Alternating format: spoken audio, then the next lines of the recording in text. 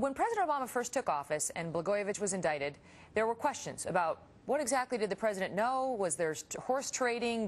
Was he involved in this? Were his advisors involved? So President Obama, in the interest of transparency, said, I'm going to assign somebody to look at this and, ferret out all the connections. And that man was Greg Craig, who went on to become White House counsel. I have a statement. Greg Craig came out with a report.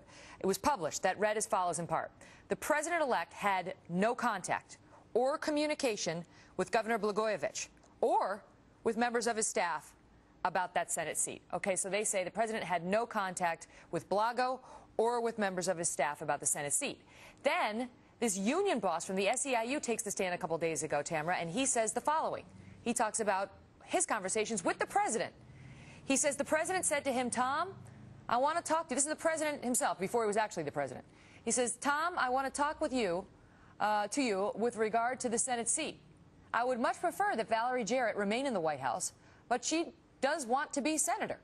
And he goes on to say, and she does meet the criteria.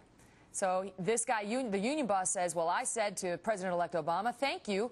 I'm going to reach out to Governor Blagojevich. So this union boss is now saying that there was a contact between the president-elect and Blagojevich, not directly, but through him.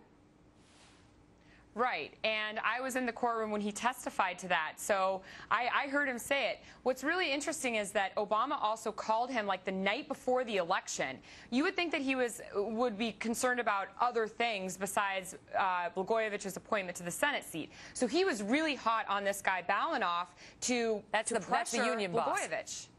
Yeah, to the union boss. Another thing that's really interesting that a lot of people, nobody's really talking about, is that Axelrod was interviewed by Fox Chicago. Axelrod said in that interview, a TV interview, that he knew that that Blagojevich and the president had contact. So now the administration, in their self-policing, transparent effort here to investigate themselves, they're saying that there's no contact. Well, why don't you testify to that? Why don't you get on the stand, and in your effort to be transparent, why don't you put it all out there under oath? Well, quite the contrary from putting it all out there.